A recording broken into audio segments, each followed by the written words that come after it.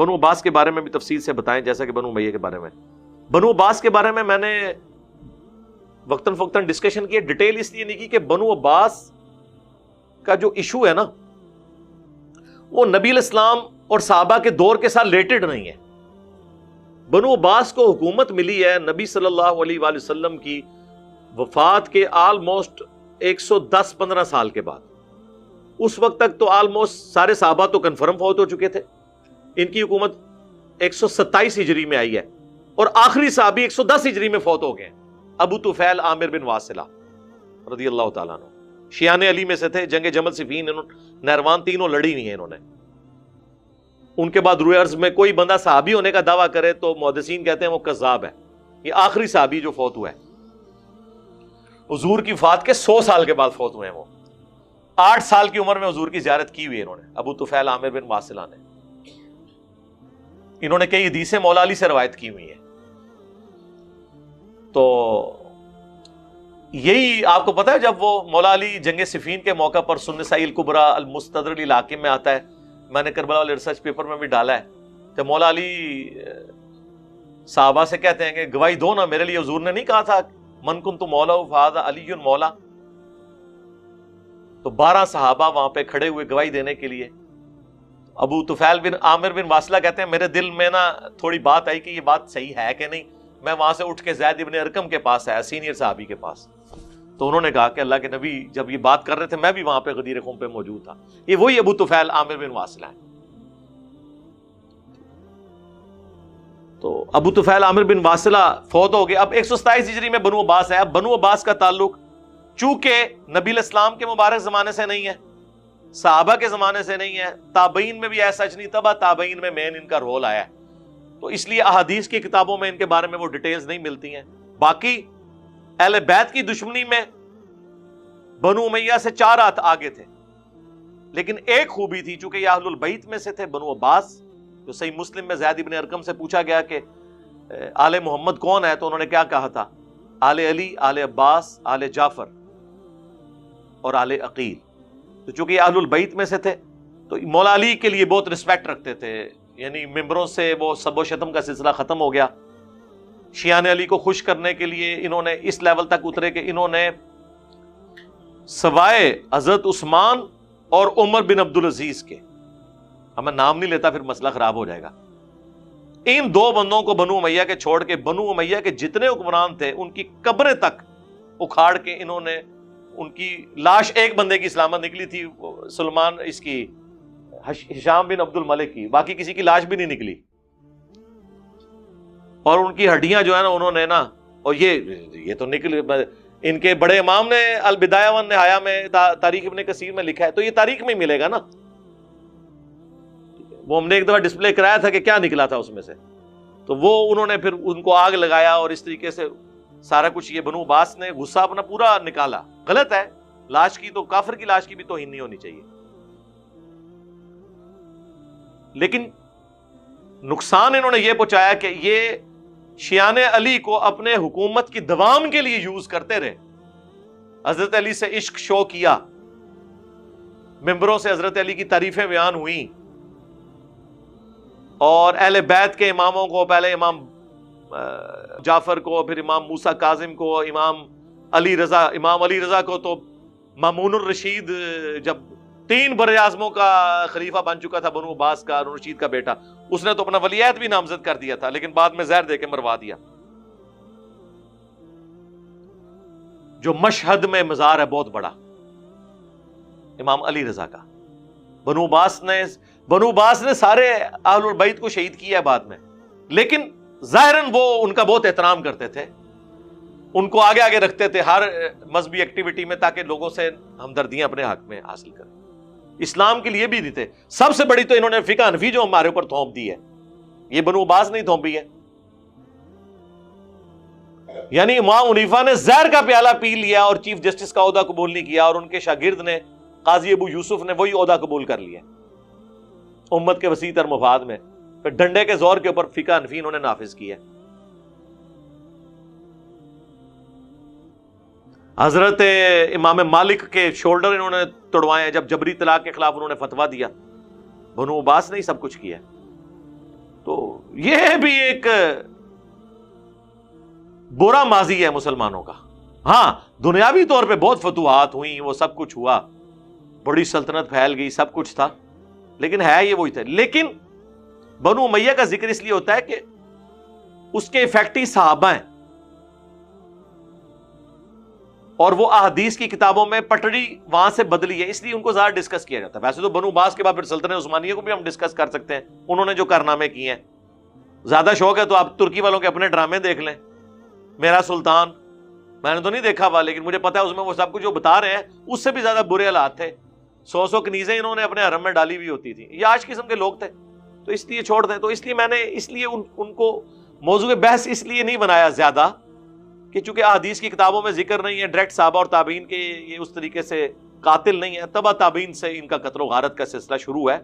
یہ بات حقیقت ہے کہ 500 سال تک یہ تلوار پھر مسلمانوں پہ مسلط رہی ہے ملوکیت کی شکل میں. بنو امیہ سے تو 100 سال کے اندر ہی جان چھوٹ گئی تھی, لیکن یہ تو 500 سال تک حکمران رہے ہیں. لیکن ایٹ لیسٹ ان کے دور میں انہوں نے بغداد سٹی آباد کیا, کیونکہ آپ کو پتا ہے نا خلفائے راشدین کا دارالخلافہ تھا مدینہ, حضرت علی کو مجبوراً کوفے جانا پڑا. اس کے بعد حضرت معاویہ جب حاکم بنے ہیں انہوں نے نہ مدینہ رکھا نہ کوفہ, وہ شام میں دمشق میں انہوں نے دارالخلافہ شفٹ کر لیا. پھر جب بنو عباس بنے تو ظاہر ہے انہوں نے دمشق کو تو نہیں بنانا تھا دارالخلافہ, انہوں نے پھر ایک نیا سٹی آباد کیا بغداد, لیکن رکھا یعنی انہوں نے عراق میں پرشین امپائر والی جگہ پہ اپنا دارالخلافہ. ظاہر ہے وہ بنو امیہ سے نفرت کرتے تھے. پھر بنو امیہ کی حکومت صرف اسپین تک رہی ہے, وہ 800 سال تک, وہ بھی جو کچھ وہاں کارنامے کرتے رہے. آپ کو پتہ کس طرح حکومت ختم ہوئی ہے.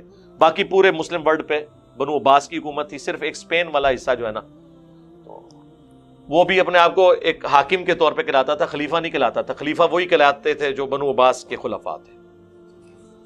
ہارون رشید, مامون الرشید, خلیفہ منصور, معتصم باللہ, یہ سب کے بڑے بڑے جو اتنے حکمران ہیں سب بنو عباس کے ہیں. ان میں بڑی بڑی خوبیاں بھی ہیں اور بڑے بڑے کام بھی پائے ہیں انہوں نے, ٹھیک ہے نا. لیکن ان کے کام اس حوالے سے وہ نہیں ہے, لیکن ان کے دور میں علمی کام, جتنی حدیث کی کتابیں ہیں وہ ان کے ادوار میں مدون ہوئی ہیں, اور فقہ کے کام ہوئے ہیں. ایک علمی دنیا میں ایک بڑی بڑی آپ کو جو یونیورسٹیز ملتی ہیں, بغداد مرکز تھا. جس طرح آج لوگ یورپ امریکہ میں پڑھنے کے لیے جاتے ہیں, دوسرے ملکوں سے لوگ وہاں آتے تھے, وہ کنٹریبیوشن ہے. باقی کے اسلام کے لیے انہوں نے وہی کچھ تھے بنو امیہ تھے, جو سوائے ایک چیز کے کہ حضرت علی سے عقیدت رکھتے تھے, اہل بیت کا بظاہر بہت احترام کرتے تھے, لیکن کسی کو زندہ نہیں چھوڑا. سارے امام اہل بیت کے جتنے تھے وہ انہوں نے ہی قتل کیے ہیں.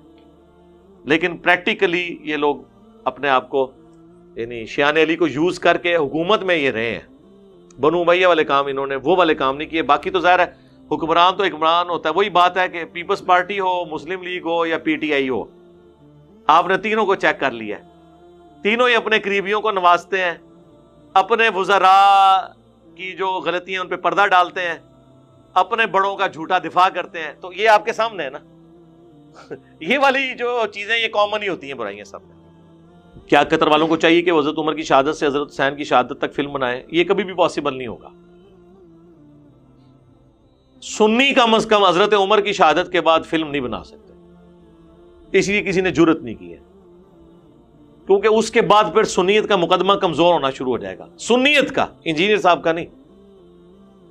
میں اہل سنت کے منہج پہ ہوں, منہج والا سنی ہوں. سنی نہیں ہے. اس میں پھر آپ کو جو خلافت و ملوکیت میں مولانا مودودی رحمہ اللہ نے جو کچھ لکھا وہ سب کچھ فلمانا پڑے گا. اور اس کی سپورٹ میں میں نے کربلا والے ریسرچ پیپر میں بخاری مسلم سے جو احادیث بیان کی ہیں بتانی پڑیں گی. مجھے بتائیں اگر یہ وہ فلم بنائے, حضرت عثمان کا دور خلافت ہی نہیں فلما سکتے, وہ پہلے 6 سال فلما سکتے ہیں, آخری 6 سال نہیں فلما سکتے.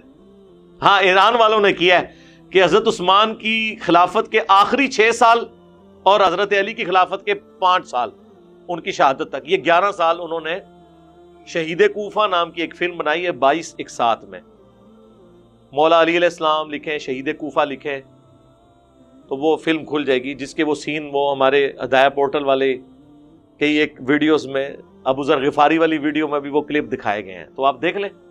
وہ تو پھر، اور اس کے اینڈ پہ انہوں نے سارا بتایا کہ ہم نے یہ تو اہل سنت کی کتابوں سے یہ لیا ہے. ان کو تو چھوڑ دیں، میرے کربلا والے ریسرچ پیپر میں آپ دیکھ لیں کہ حضرت عثمان غنی رضی اللہ تعالیٰ عنہ کے خلاف جو صحابہ کرام شروع میں ہوئے وہ کس وجہ سے ہوئے.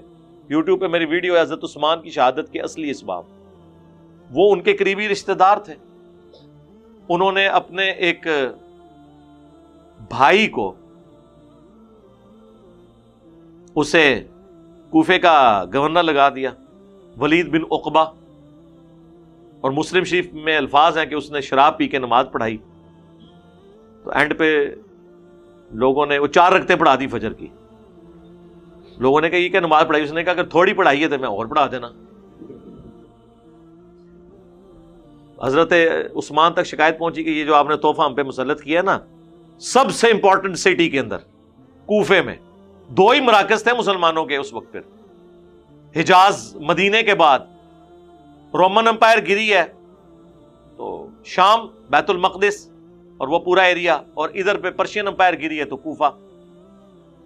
حضرت عمر فاروق رضی اللہ عنہ نے اپنے دور میں اسے فوجی چھاونی ڈکلیئر کیا تھا، وہاں کا گورنر لگا دیا. اب لوگ پھر حضرت عثمان کو شکایتیں لکھ رہے ہیں کہ یہ تحفہ اپنا واپس بلائیں. بخاری میں بھی بلکہ حضرت عثمان کے چیپٹر میں یہ حدیث موجود ہے کہ لوگ چیما گوئیاں کر رہے ہیں کہ میرا رشتہ دار ہے تو میں اسے کوڑے نہیں لگواؤں گا، تو میں اس طرح نہیں کروں گا، میں اسے چھوڑوں گا نہیں. اور مسلم شریف میں پوری تفصیل موجود ہے. حضرت علی بیٹھے ہیں، حسن ابن علی بیٹھے ہوئے ہیں، اور عبداللہ بن جعفر بیٹھے ہوئے ہیں. حضرت جعفر طیار حضرت علی کے جو بھائی تھے ان کے بیٹے، یعنی حضرت علی کے بھتیجے. انہی سے پھر حضرت علی نے اپنی بیٹی زینب کا بھی نکاح کیا تھا. یہ وہی زینب ہے جنہوں نے یزید کے دربار میں خطبہ دیا تھا. اور یہ 2 بڑے لاڈلے بیٹے ہیں حضرت علی کے، کیونکہ ان کی ماں کے ساتھ حضرت علی نے نکاح کر لیا تھا جب ان کے خاوند فوت ہوئے. حضرت جعفر کی بیوی تھی اسما بنت امیس، وہ شہید ہوئے غزوہ موتا میں. تو حضرت ابوبکر نے ان سے شادی کی، ان سے محمد بن ابی بکر پیدا ہوئے. پھر حضرت ابوبکر فوت ہوئے تو پھر ان سے شادی کر لی حضرت علی نے، تو محمد بن ابی بکر کی پرورش انہوں نے کی. محمد بن ابی بکر، عبداللہ بن جعفر، یہ دونوں اسما بنت امیس کے بیٹے ہیں. ماں دونوں کی کامن ہے، باپ الگ ہے. ایک کا باپ ابوبکر ہے، دوسرے کا حضرت جعفر ہے رضی اللہ عنہما وعلیہم السلام. حضرت عثمان نے کہا کہ علی کوڑے لگاؤ اسے. حضرت علی نے کہا حسن، صحیح مسلم کے الفاظ ہیں، کوڑے لگاؤ. حضرت حسن نے کہا کہ جو اس کی میٹھی کھاتا ہے نا وہی کڑوی بھی چکھے. بڑے سخت الفاظ تھے کہ ہم کیوں لگائیں، یعنی جو میٹھی کھاتا ہے. یعنی حضرت عثمان خود اس طرح کے لوگوں کو گورنر لگاتے ہیں، اور جب ان کو سزا دینے کی باری آئی تو ہمیں آگے کرنے ہیں. تو اس وقت تو قبائلی تعصب تھا، یہ بنو امیہ سے ہیں، ہم بنو ہاشم سے ہیں، تو ہم کیوں دشمنی مول لیں. حضرت حسن نے اپنے باپ کی بات نہیں مانی. اس سے آپ ریونج کا اندازہ لگائیں اس وقت کتنا تھا. پھر عبداللہ سے کہا تو وہ کھڑے ہوئے، انہوں نے 40 کوڑے لگائے اور کہا کہ اللہ کے نبی علیہ السلام 40 لگاتے تھے اور حضرت عمر 80 لگواتے تھے. مجھے دونوں محبوب ہیں لیکن میں 40 پہ اکتفا کرتا ہوں. ویسے میرے صاحب 80 لگوانے چاہیے تھے سر. تو اس طرح کی چیزیں یہ کس طرح فلما سکتا ہے کوئی؟ پھر کہاں تک بات جائے گی؟ حضرت عثمان کا محاصرہ کرنے والے کئی ایسے اصحاب ہیں جو صلح حدیبیہ کے اصحاب ہیں. تبھی تو صحیح بخاری میں آتا ہے 695 نمبر حدیث، جب لوگوں نے آگے پوچھا کہ مدینے پر فتنے کے امام کا قبضہ ہے، ہم نماز ان کے پیچھے پڑھ لیں، تو حضرت عثمان نے کہا نیکی کے کاموں میں ان کا ساتھ دو، برائی میں الگ رہو. تو حضرت عثمان کو پتا تھا یہ مسلمان ہیں جو مسجد نبوی میں قابض ہوئے ہیں اور مجھے معصور کر دیا. حضرت عثمان کی شہادت کے اصلی اسباب میری ایک ویڈیو ہے، حضرت عثمان شہید کیوں ہوئے اس نام سے. ڈاکٹر سار کی تصویر لگی ہوئی ہے اس میں، مولانا مودودی کی لگی ہوئی ہے، میری لگی ہوئی ہے، یہ بتانے کے لیے کہ ڈاکٹر سرار صاحب کی یہ فیلڈ ہی نہیں تھی. انہوں نے خام خواہ مودودی صاحب کے بارے میں سٹیٹمنٹ دے دی کہ انہوں نے خلافت و ملوکیت میں حضرت عثمان کے بارے میں جو کچھ لکھا میں اس سے ایگری نہیں کرتا. تو آپ کے ایگری کرنے سے تاریخ تو نہیں بدل جانی ہے، حدیث کی کتابیں تو نہیں بدل جانی ہیں. اگر کوئی کبوتر آنکھیں بند کر لے تو بلی تو غائب نہیں ہونے کی. ہاں وہ اپنے آپ کو خوش کر لے کہ بلی مجھے نظر نہیں آ رہی. تو اس لیے میرے بھائی یہ فلم نہیں بن سکتی. جو بنائے گا نا اسے وہ رافضی ڈکلیئر کر دیں گے. اس لیے ٹھیک ہے حضرت عثمان کی شہادت تک ہی رکھیں. اس فلم کے اندر بھی انہوں نے کئی ایک سین چھوڑ دیے. مثلا میرے نزدیک سب سے بڑا جو انہوں نے کام ڈالا ہے نا اس فلم میں، حالانکہ میں سب سے زیادہ پروموٹ کر رہا ہوں عمر سیریز کو، غزوہ خیبر انہوں نے فلمایا ہی نہیں ہے. کیا تھا، ایک دو سین ڈال لیتے. اگر خندق میں ابن عبد الود کا قتل حضرت علی کے ہاتھوں انہوں نے دکھا دیا تو خیبر میں مرہب کا قتل دکھا دیتے، 10 منٹ کی ویڈیو ایڈ ہونی تھی. غدیر خم کا خطبہ دکھایا ہی کوئی نہیں. حجۃ الوداع کا خطبہ پھر بھی انہوں نے پریزنٹ کیا، غدیر خم کا دکھایا ہی نہیں ہے. تو ڈنڈی تو اس میں بھی ماری ہوئی ہے. اور سقیفہ بنی ساعدہ والا بھی جو کچھ دکھایا ہے وہ بھی فراڈ ہے، اس طریقے سے نہیں ہوا جس طرح انہوں نے دکھایا ہے. کچھ ٹھیک ہے، کچھ غلط بھی ہے. یہ جو فلم بنائی ہے اس میں بھی انہوں نے ظاہر ہے وہ سنیت کا مقدمہ انہوں نے پیش کیا نا، اسلام کا مقدمہ پیش کرنا چاہیے تھا. بہرحال اس میں بھی بہت کچھ ہے، جو انہوں نے بتا دیا وہ بھی بہت ہے. یعنی جب حضرت علی کے پاس ابو سفیان آتا ہے کہ جی ایک چھوٹے قبیلے کے بندے کو خلیفہ چن لیا ابو بکر کو، تو تم میرے ساتھ آؤ، میں مدینے کو پیادوں سے اور سواروں سے بھار دوں گا، تم خلافت کے حقدار ہو. تو ابو سفیان کو ڈانٹ دیا مولا علی نے اور کہا کہ جب تو مسلمان نہیں تھا اس وقت بھی دشمن اور اسلام کی عادت میں بھی دشمنی کر رہا ہے. یہ انہوں نے فلمایا. یہ بھی فلمایا کہ جب حضرت عمر سے لوگ ملنے آتے ہیں تو ابو سفیان بار کتنی دیر انتظار کرتا ہے اور کہتا ہے میں تو مکے کا سردار تھا، مجھے کیوں نہیں مل رہا. تو حضرت عمر ان لوگوں کو مل رہے تھے جو شروع میں مسلمان ہوئے تھے، وہ ان کے نزدیک تو کمی کمین تھے. وہ غصہ کھا گیا، لیکن حضرت عمر نے کہا نہیں، جو اسلام میں پہل کیے ہوئے ہیں وہ پہلے ہیں. یہ تو نہیں کوئی سردار ہے تو اب ادھر بھی مزے لوٹے اور ادھر بھی آ کے. یہ بھی انہوں نے فلمایا ہے. جب شام فتح ہوتا ہے تو وہاں پہ سہیل ابن عمرو کے سامنے ابو سفیان کہتا ہے کہ پہلے یہ لوگ ہمارے بادشاہ تھے، اب ہم یہاں کے بادشاہ ہیں. تو کہتے ہیں نہیں، اللہ کے نبی کو اللہ نے بادشاہ بنا کے نہیں بھیجا. تو وہ والا جو معاملہ، اس طرح کے سارے سین انہوں نے فلمائے ہیں، چھوڑا کچھ نہیں ہے، لیکن کچھ چیزیں چھوڑ بھی دی. حضرت علی کی شہادت کی وجہ کیا تھی؟ حضرت علی کی شہادت کی وجہ خوارج تھے. خوارج کو بڑا غصہ تھا حضرت علی پہ. 3 خارجی تھے، انہوں نے آپس میں یہ طے کیا تھا کہ 3 بندے ایکسز آف ایول ہیں، نعوذ باللہ. حضرت علی، حضرت معاویہ، عمرو بن عاص، تینوں کے لیے بندوں کی ڈیوٹیاں لگیں. حضرت معاویہ تو اس دن فجر کے لیے گھر سے نکلے ہی نہیں، اور عمرو بن عاص زخمی ہوئے، وہ بچ گئے، اتنا زخم نہیں لگا. حضرت علی شہید ہو گئے، خارجیوں نے آپ کو شہید کیا تھا. اور لیکن کچھ دن آپ سلامت رہے ہیں، فوراً نہیں شہید ہوئے، ہوش میں تھے. ساتھیوں نے کہا ہم اس کا پورا گھر جلا دیں گے، پوری فیملی ختم کر دیں گے. حضرت علی نے کہا نہیں، اگر میں شہید ہو گیا اس زخم سے تو میرے بدلے اسی کو قتل کرنا، اور اگر میں بچ گیا تو پھر میری مرضی، میں اسے معاف کروں جو بھی مسئلہ ہے. اس کو بڑے آرام سے کھانا کھلایا، آرام سے رکھا. سر یہ حضرت علی کا حوصلہ ہے. اور مجموع الزوائد کے اندر المستدرک للحاکم میں یہ حدیث موجود ہے. حضرت علی خطبے میں کہتے ہیں کہ مجھے نبی الاسلام نے فرمایا تھا کہ اے علی، ایک شخص جو ہے وہ تیرے سر کے خون سے تیری داڑھی کو رنگ دے گا. تو حضرت علی نے کہا کہ جو ایک شخص کھڑا، اس نے کہا حضرت اگر یہی بات ہے تو آپ اپنا کسی کو خلیفہ مقرر کر دیں. انہوں نے کہا میں اپنا خلیفہ کسی کو مقرر نہیں کروں گا، رسول اللہ جس طرح ہمیں چھوڑ کے گئے تھے میں تمہیں ویسے ہی چھوڑ کے جاؤں گا. تو وہ آگے سے بلیک میل کرنے لگا، کہنے لگا حضرت پھر آپ اللہ کو کیا منہ دکھائیں گے؟ انہوں نے کہا کہ میں اللہ سے دعا کرتا ہوں اگر تمہارے حق میں کوئی چیز بہتری ہے تو میرے بعد تمہیں کوئی بہتر حکمران دے دے گا، اور اگر تمہارے لیے شر لکھا ہے تو پھر تو میں تو کچھ نہیں کر سکتا. ٹھیک ہے نا، میں اپنے کندھوں پہ بوجھ نہیں اٹھا سکتا کہ میں کسی کو، یعنی حسن ابن علی کو بھی انہوں نے نہیں بنایا. یہ تو بعد میں حضرت عبداللہ ابن عباس باقی صحابہ نے مشورے سے 6 مہینے کے لیے جو خلیفہ رہے وہ بعد میں، وہ کہتے ہیں حضرت علی نے حسن کو بنا دیا تھا. نہیں، انہوں نے کیوں بنانا تھا، ان کی تو طبیعت نہیں تھی. اور مجموع الزوائد کے اندر یہ حدیث موجود ہے المستدرک للحاکم میں، سنن نسائی الکبریٰ میں، کہ عمار بن یاسر اور حضرت علی تھے، دونوں سوئے ہوئے تھے. حضور دونوں کے پاس آئے، دونوں کے جسموں سے مٹی جھاڑی، بڑے لاڈلے تھے. اور حضرت علی سے کہا اٹھ ابو تراب. ایک تو بخاری مسلم میں ابو تراب والی حدیث ہے نا، یہ بھی ہے ایک آگے والی. اور کہا پھر میں تمہیں 2 بڑے بدبختوں کے بارے میں نہ بتا دوں؟ اگلی امتوں میں سب سے بڑا بدبخت وہ تھا جس نے قوم سمود کی اونٹنی کو قتل کیا، حضرت صالح علیہ السلام کی جو اونٹنی تھی، اور قوم پر عذاب آ گیا. میری امت کا سب سے بڑا بدبخت وہ ہوگا جو اے علی تیرے سر کے خون سے تیری داڑھی کو رنگ دے گا. تو قوم سمود کی اونٹنی قتل کرنے پہ قوم سمود پہ عذاب آیا، مولا علی کو قتل کرنے پہ، مولا علی کو تکلیفیں دینے پہ اس امت پہ ایسا عذاب آیا کہ دوبارہ خلافت راشدہ قائم ہی نہیں ہو سکی. اب امام مہدی والا معاملہ ایک ایکسٹرا آرڈنری ہے وہ ایک الگ بات ہے۔ جب بنو عباس نے دوسری صدی ہجری کے اندر حکومت سنبھالی تو انہوں نے اپنی اس دشمنی کے اندر بنو امیہ کے جتنے حکمران تھے نا ان کی لاشوں کو قبروں سے نکال کرنا ٹانگا اور آگ لگائی۔ لیکن بنو عباس کے لوگوں میں بھی یہ غیرت تھی کہ انہوں نے بنو امیہ کے 2 خلفاء کی لاشیں نہیں نکالی قبروں سے۔ نمبر 1 سیدنا عثمان ابن عفان اور نمبر 2 سیدنا عمر ابن عبدالعزیز۔ تو بیچ میں جتنے بھی ہیں نا نام لیے بغیر ساروں کی انہوں نے لاشیں ٹانگی، صرف ایک بندے کی لاش سلامت نکلی تھی، باقی کسی کی لاش بھی سلامت نہیں نکلی، ساروں کے ڈھانچے ہی نکلے تھے۔ آپ کہتے رہے محمد کے غلاموں کا کفن ویلا نہیں ہوتا، یہ آپ کہانی لوگوں کو بے شک کرواتے رہے۔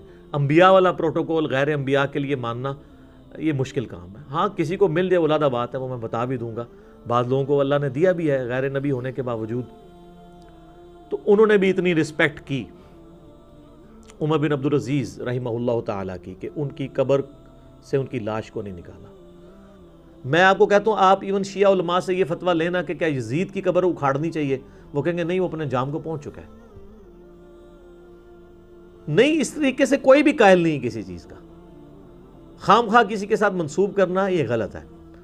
حجر ابن عدی کی قبر نکالی گئی، ان کا جسم مبارک کی توہین کی گئی تو شیعہ نے کہنا شروع کر دیا، سنیوں نے، بھئی یہ ایسے لوگ سنی ہونے کے قابل ہی نہیں ہیں، وہ انڈیویجول کسی کا ایکٹ ہو سکتا ہے، آپ پورے کے پورے مکتب فکر کو اس کے اندر گھسیٹیں، یہ بہت سخت زیادتی ہے، اور یہی کافر چاہتے ہیں کہ آپ انہی سازشوں کا شکار رہیں اور ایک دوسرے کے خلاف جو ہے وہ لڑتے بھڑتے رہیں، ایک دوسرے کو قتل کرتے رہیں۔ یہ بالکل غلط ایٹیچیوڈ ہے۔ اب آ جائیں کہ قبر مسلم کی جو حرمت ہے، تو میرے بھائی صحیح مسلم میں حدیث ہے، اللہ کے محبوب صلی اللہ علیہ وآلہ وسلم نے فرمایا کسی شخص کا قبر پہ بیٹھنا، اور اس میں الفاظ مسلمان یا غیر مسلم کے قبر کے نہیں ہیں، لیکن یہ موسٹ پروبیبل مسلم کی قبر کا ذکر ہو رہا ہے، قبر پر بیٹھنا یہ اس سے بڑا جرم ہے، اس سے بڑی تکلیف دہ چیز ہے کہ کوئی شخص آگ کے انگاروں پر بیٹھے جو انگارے اس کے کپڑوں اور جلد کو بھی جلا دیں۔ یعنی کسی کو آگ پہ بٹھایا جائے، اس کے کپڑے بھی جل جائیں، اس کی جلد بھی جل جائے، تو اس کا عذاب کم ہے، اور قبر پہ بیٹھنے والے کو جو قیامت میں عذاب ہوگا وہ اس سے زیادہ ہو رہا ہوگا۔ پھر صحیح مسلم میں حدیث ہے، نبی علیہ السلام نے فرمایا قبروں پہ مت بیٹھو اور نہ ان کی طرف رخ کر کے نماز پڑھو۔ پھر صحیح مسلم میں ایک حدیث ہے، نبی علیہ السلام نے فرمایا میں تمہیں منع کرتا ہوں 3 کاموں سے، قبروں کو پکا کرنے سے، قبروں پر بیٹھنے سے، ڈائریکٹ بھی بیٹھنا منع ہے اور مجاور بن کے بیٹھنا بھی منع ہے، اور قبروں پر عمارت بنانے سے، اس سے بھی منع کرتا ہوں۔ اب یہ حدیثیں ہم بیان کریں گے تو لوگ کہتے ہیں جی پھر آپ لوگ مزارات کے خلاف بول رہے ہیں، چونکہ آپ مزارات کے خلاف بولتے ہیں اس لیے تو پھر وہ لوگ قبروں کی توہین کرتے ہیں۔ ہم نے قبروں کے خلاف کبھی کوئی بات نہیں کی ہے، مزارات سے اس لیے کر رہے ہیں کہ نبی علیہ السلام نے منع فرمایا۔ پھر وہ فوراً گنبد خضرا کی مثال دیں گے۔ میرے بھائی گنبد خضرا کیا صحابہ تابعین تبع تابعین نے بنوایا؟ گنبد بنانے کی ٹیکنالوجی قبل از مسیح تھی، بڑے بڑے کلیسا بنے ہوئے تھے نبی علیہ السلام کی پیدائش سے بھی پہلے۔ صحابہ اکرام کو رومنز سے آج کے بلینز آف ڈالر جزیہ ملتا تھا، ان کے لیے ایک سونے کا گنبد بنا کے قبر رسول پہ حجرہ عائشہ سلام اللہ علیہا کی چھت کے اوپر رکھنا کوئی مشکل کام تھا؟ جبکہ صحابہ کی زندگیوں میں عبد الملک بن مروان جب خلیفہ بنا، ہزاروں صحابہ زندہ تھے، اس نے ڈوم آف دا راک، یہ قبۃ الصخرہ جو گولڈن ڈوم ہے یروشلم میں، جس چٹان سے نبی علیہ السلام معراج کے لیے تشریف لے گئے تھے، اس کے اوپر وہ جو گنبد رکھا ہوا ہے جسے لوگ اکثر مسجد اقصیٰ سمجھ رہے ہوتے ہیں، مسجد اقصیٰ سامنے ہے، وہ ڈوم آف دا راک جو ہے، قبۃ الصخرہ، چٹان کا قبہ، وہ عبد الملک بن مروان نے رکھا تھا۔ تو اگر وہ رکھ سکتا تھا تو قبر رسول کے اوپر نہیں رکھ سکتا تھا؟ وہ نہیں رکھا۔ یہ تو 650 سال کے بعد ایک فاطمی شیعہ بادشاہ تھا، اس نے منت مانی تھی، لکڑی کا گنبد جو ہے اس نے پکڑ کے تو روضہ شریف کے اوپر رکھ دیا۔ 668 ہجری میں نبی علیہ السلام کی وفات کے 650 سال کے بعد اس کو لوگ دین بنائے بیٹھے ہوئے ہیں۔ اور کہتے ہیں گنبد اتارنا ہے تو نبی علیہ السلام کی قبر مبارک جو ہے وہ ایکسپوز ہو جائے گی تو گستاخی ہو جائے گی. نبی علیہ السلام کی قبر مبارک ایکسپوز نہیں ہوگی گنبد اتارنے سے, وہ تو آلریڈی حجرہ عائشہ میں. اور جامعہ ترمذی میں حدیث ہے کہ اللہ تعالیٰ نبی کو وہیں پر موت دیتا ہے جہاں پہ جگہ پسند کرتا ہے. اسی کے تحت سیدنا ابوبکر کا یہ فتویٰ تھا, ان کا ایکسپرٹ اوپینین تھا کہ نبی علیہ السلام جس چارپائی پہ فوت ہوئے ہیں اس کے نیچے ان کی قبر نکالی جائے, اور وہ حجرہ عائشہ یہ آپ کی جو ہے وہ مزار وہاں پہ بن گیا, اس اعتبار سے کہ آپ کے روضہ شریف بنا, مزار تو نہیں بنا. پہلے تو گنبد ہوتا ہی نہیں تھا. یہ تو 650 سال, جو بات 650 سال بعد ہوئی ہے اس کو آپ دین کیسے بنا سکتے ہیں؟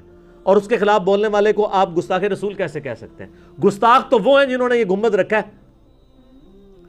اور وفاء الوفا کتاب جو جس میں سمہودی نے یہ پوری ہسٹری لکھی ہے نا گنبد کی, اس نے ساتھ لکھا ہے کہ جس وزیر نے مشورہ دیا تھا نا گنبد رکھنے کا, کچھ عرصے بعد وہ معزول ہو گیا اور لوگ کہتے تھے کہ اسے سزا ملی ہے, اس نے غلط مشورہ دیا ہے کہ قبر رسول پہ گنبد رکھوایا ہے. شروع میں تو لوگ اسے برا سمجھتے تھے, اب وہ چونکہ اس وقت یعنی یہ جنرلی سپیکنگ ہماری بھی عقیدت وابستہ ہے, اس اعتبار سے جب ہم گنبد کو دیکھتے ہیں تو نبی علیہ السلام کی طرف دھیان جاتا ہے.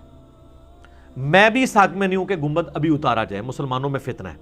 بخاری و مسلم میں حدیث ہے, اے عائشہ تیری قوم نئی جاہلیت سے نہ پھری ہوتی نا تو میں خانہ کعبے کو توڑ کے حتیم کو کعبے کے اندر داخل کرتا اور خانہ کعبے کے دروازے کو نیچے کر دیتا تاکہ سب لوگ شامل ہو سکیں. لیکن وہ آج تک یہ دونوں کام نہیں ہو سکے. بیچ میں عبداللہ ابن زبیر نے صحیح مسلم میں آتا ایک دفعہ کوشش کی, پھر وہ حجاج نے دوبارہ سے اس کو ریورس کر دیا. اس کی برکت یہ بھی اس شر میں سے خیر یہ نکلا ہے کہ وہ حتیم خانہ کعبے سے باہر ہے اور حتیم کعبے کا حصہ, آپ وہاں جائیں تو گویا کعبے کے اندر جا رہے ہیں, آپ کو دروازے سے اندر آنے کی ضرورت نہیں, باہر اوپن موجود ہے, اس لیے طواف کعبہ اس کے باہر ہوتا ہے. تو میں بھی اس حق میں نہیں ہوں, لیکن ایک چیز میں ضرور کروں گا کہ ان کو کچھ سالوں کے بعد گنبد کا رنگ چینج کر دینا چاہیے. گرین ہے نا, وائٹ کر دیں, 10 سال وائٹ رہے, جب وائٹ کے ساتھ عقیدت وابستہ ہو نا تو اس کو پھر بلو کر دیں. اس طرح رنگ بدلتے رہے. جس طرح الیاس قادری صاحب نے 7 کلرز نکالے نا اماموں کے, پہلے تو گرین پہ تھے نا, 7 کلر وہ بھی مان گئے نے, کم از کم الیاس قادری صاحب والے 7 کلر تھے, ایک سال بعد چینج ہونے چاہیے تھے جو وہ بتا رہے ہیں. اس سے یہ ہوگا کہ لوگ پھر اس کو کیجول لیں گے. اصل میں روضہ شریف کی اہمیت ہے, قبر مبارک کی اہمیت ہے, ٹھیک ہے, تو اس کی طرف لوگ مائل ہوں گے بجائے یہ کہ اس قسم کی عقائد وابستہ کر لیں. تو اسلام میں ان چیزوں کی اجازت نہیں ہے, تو مزارات کی تو اجازت نہیں ہے. البتہ قبروں کی تو اہمیت ہے. صحیح مسلم میں نبی علیہ السلام نے باقاعدہ اما عائشہ کو دعا تعلیم کی ہے کہ عورت بھی قبرستان جا سکتی ہے کبھی کبھار, ورنہ تو جامعہ ترمذی میں حدیث ہے کہ کثرت کے ساتھ قبرستان جانے والی عورتوں پہ لعنت ہے, لیکن کبھی کبھار جا سکتی ہیں. صحیح مسلم میں اما عائشہ خود بھی گئی ہیں, نبی اسلام فرمایا کہ جب تم جاؤ تو یہ دعا مانگو, اور وہ دعا بھی آئی ہے مختلف الفاظ کے ساتھ آئی ہے. مسلم میں یہ الفاظ بھی ہیں, السلام علیکم اہل الدیار من المؤمنین والمسلمین وَإِنَّا إِن شَاءَ اللَّهُ بِكُمْ لَلَاحِقُونَ نَسْأَلُ اللَّهَ لَنَا وَلَكُمُ الْعَافِيَةَ. اے مومنین اور مسلمین جو یہاں پہ دفن ہو, تم پر ہماری طرف سے سلامتی پہنچے. السلام علیکم اہل الدیار من المؤمنین والمسلمین وَإِنَّا إِن شَاءَ اللَّهُ بِكُمْ لَلَاحِقُونَ. اور ہم بھی مرنے کے بعد انشاءاللہ تمہارے پاس ہی آنے والے ہیں, اور ہم اللہ کے حضور اپنے لیے اور تمہارے لیے عافیت کا سوال کرتے ہیں. سنن ابن ماجہ میں حدیث ہے کہ کسی شخص نے اللہ تعالیٰ سے عافیت سے بڑھ کے کوئی دعا نہیں مانگی. اسی لیے ہمارے صبح شام کے اذکار میں دعا بھی ہے نا سنن ابی داؤد کی, اللہم انی اسألک العافیۃ فی الدنیا والآخرہ, پوری دعا. تو یہ ہمیں دعا سکھائی گئی ہے. قبرستان جانا ہے. صحیح مسلم میں حدیث ہے نبی علیہ السلام اپنی والدہ کی قبر پہ ان کی وفات کے 40 سال کے بعد گئے اور وہاں پہ جا کے روئے, اور صحابہ کرام بھی رو پڑے. اور پھر آپ نے فرمایا کہ میں تمہیں قبروں کی زیارت سے منع کیا کرتا تھا کیونکہ نئی قوم جاہلیت سے پیری تھی, قبر پرستی سے, بت پرستی سے. اب میں تمہیں حکم دیتا ہوں کہ قبروں پہ جاؤ کیونکہ یہ آخرت کی یاد دلاتی ہے. تو یہ نبی علیہ السلام کا حکم ہے. مزارات پہ جانے سے آخرت کی یاد نہیں آتی ہے. وہاں تو سیلفییں اور آپ دیکھتے ہیں کس قسم کی ایکٹیویٹیز ہوتی ہیں, کئی لوگوں کی بیویاں اغوا ہو جاتی ہیں, اور ہر طرح کی برائی کی اماجگاہ مزارات بنے ہوئے ہیں. جو جگہ نبی علیہ السلام کی نافرمانی پہ بنائی گئی ہیں ان جگہوں پہ جانے کی اجازت نہیں, قبروں پہ جانا ہے, قبرستان میں جانا ہے, مزارات کے اوپر نہیں. قبروں کی اہمیت ہے. یہاں پہ بھی جو عمر بن عبدالعزیز کے مزار کے ساتھ کسی کو اختلاف ہو سکتا ہے لیکن قبر کے ساتھ تو نہیں.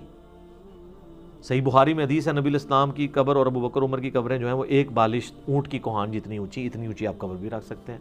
ابو داؤد میں حدیث ہے کہ آپ اس کے سرانے پتھر بھی رکھ سکتے ہیں, نیم پلیٹ نہیں, پتھر نشانی کے طور پہ نبی الاسلام نے رکھی ہے, وہ بھی رکھ سکتے ہیں تاکہ قبر کا نشان باقی رہے.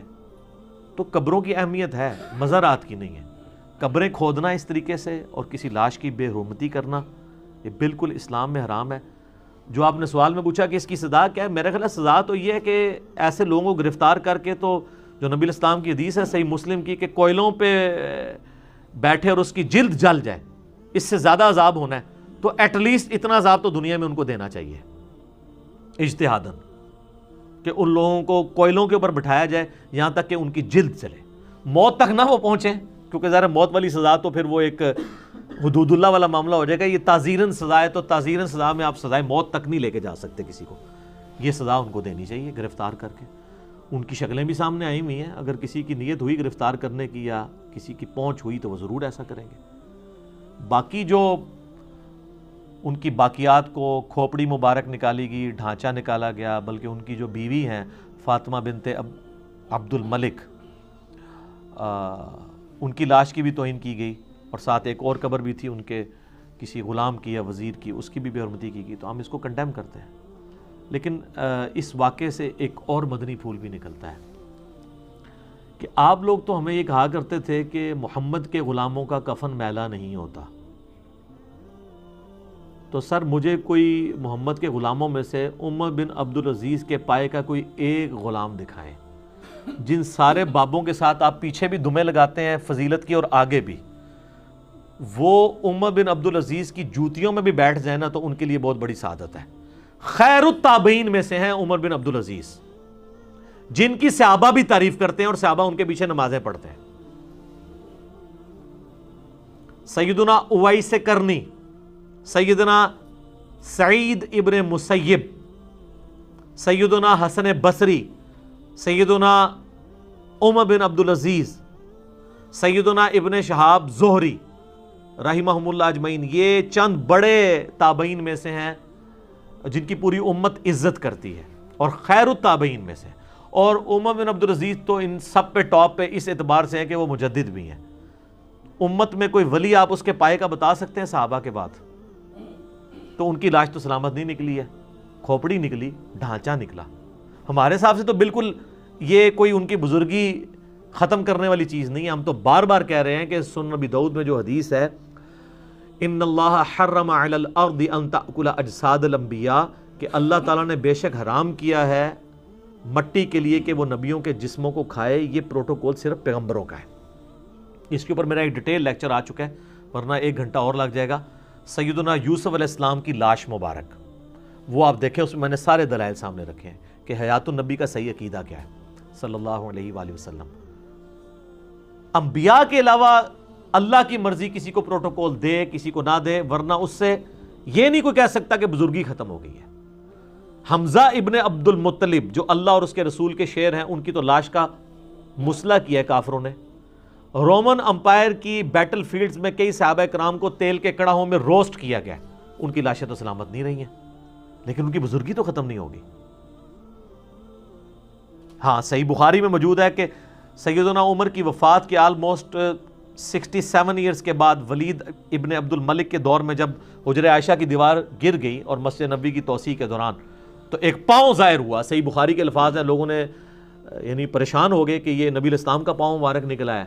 تو عروہ ابن زبیر کو, جو سیدہ عائشہ کے بھانجے تھے, عبداللہ ابن زبیر کے چھوٹے بھائی اور حضرت زبیر کے بیٹے, وہ چونکہ سیدہ عائشہ کے محرم تھے, ان سے حدیثیں بھی سنا کرتے تھے, ان کو قبروں کی لوکیشن صحیح پتہ تھی. وہ جب ان کو بلایا گیا تو انہوں نے کہا نہیں یہ حضرت عمر کی قبر تھی, حضرت عمر کا پاؤں ہے. تو پھر اس پاؤں کو اندر کر کے دفن کر دیا گیا. یعنی حضرت عمر کا پاؤں مبارک وفات کے آلموسٹ 67 ایئرز کے بعد تک سلامت تھا. اور حیات النبی وہ دنیاوی نہیں تھی, ورنہ اتنی جب دنیا جمع ہوئی تھی تو حضرت عمر خود ہی پاؤں کھینچ کے اندر کر لیتے کہ یار تماشا لگیا ہے میری وجہ نال. نہیں, وہ پاؤں آپ کسی نبی کی بھی قبر اس وقت بھی کھودیں نا تو وہ اسی طریقے سے قبر میں سلامت ہوں گے جیسے مرتے وقت ان کو دفنایا گیا تھا. نہ وہ سانس لے رہے ہوں گے نہ ہاتھ پاؤں لائیں گے, کیونکہ وہ آخرت کی زندگی، دنیا کی زندگی تو ہے نہیں ہے. تو یہ حضرت عمر کو اللہ نے پروٹوکول دیا. لیکن سر صحیح بخاری میں موجود ہے حضرت ابو بکر کا عقیدہ بھی، ان سے بھی بڑے ولی. سیدہ عائشہ کو انہوں نے اپنے نزا کے عالم میں بلایا اور کہا کہ عائشہ بتاؤ آج کون سا دن ہے؟ انہوں نے کہا منڈے کا دن ہے. ان کا میں اللہ سے امید کرتا ہوں. اور پوچھا کہ نبی علیہ السلام کب فوت ہوئے تھے؟ کہا منڈے کو. انہوں نے کہا میں بھی امید کرتا ہوں مجھے اللہ تعالیٰ منڈے والے دن موت دے دے گا. پھر پوچھا نبی علیہ السلام کی وفات 63 سال میں انہوں نے کہا ہوئی. تو کہا میری عمر کتنی ہے؟ کہا 63 سال. تو انہوں نے ریزیمبلنس کی کہ میں بھی اب قریب ہوں. بال اس میں آگے الفاظ ہیں کہ وہ پھر سوموار کو نہیں فوت ہوئے بلکہ سوموار اور منگل کی درمیانی رات یعنی منگل میں فوت ہوئے. تو اس پہ میرا کلپ بھی ہے. سیدنا ابو بکر کا علم غیب، امت کے سب سے بڑے ولی کا علم غیب. ان کی امید یہ تھی کہ میں سوموار کو فوت ہوں گا لیکن وہ فوت ہوئے منگل کو. اس میں پھر انہوں نے یہ پوچھا کہ بیٹا یہ بتاؤ کہ حضور علیہ السلام کو کتنے کپڑوں میں دفنایا گیا تھا؟ ان کا 3 کپڑوں میں. تو انہوں نے کہا مجھے بھی میرے پرانے 3 کپڑے کسی میں دفنا دینا. تو ان کا کہ ہم آپ کو نیا کفن دیں گے. ان کا نیا کفن جو ہے یہ تو زندہ بندوں کی ضرورت ہے. جو مر چکا اس کے کفن نے تو پیپ اور گلی سڑی ہڈیوں کا ہی حصہ بننا ہے.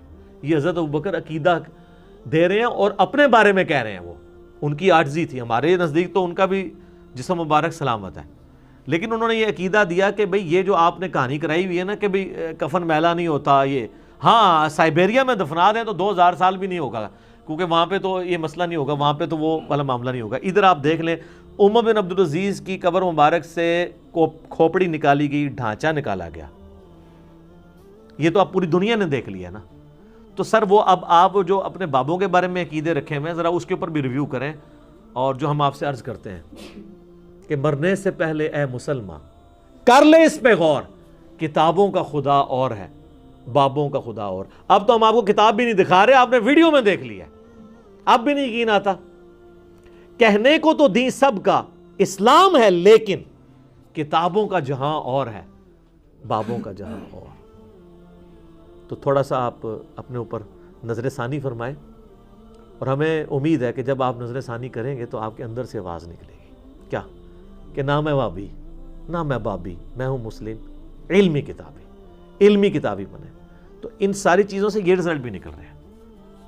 مزارات والا جو معاملہ ہے وہ تو ہم نہیں کہتے مزارات ہونے چاہیے، لیکن قبروں کی ضرور پروٹوکول ہو. باقی ایک ڈیٹیل ٹاپک ہے، میں نے اس کے اوپر ایک پورا ریسرچ پیپر لکھا ہے. ریسرچ پیپر نمبر 1 رسول اللہ کی آخری وصیت ہے. 4 صفحوں میں پورا مقدمہ ہے یہ مزارات کا میں نے پریزنٹ کیا.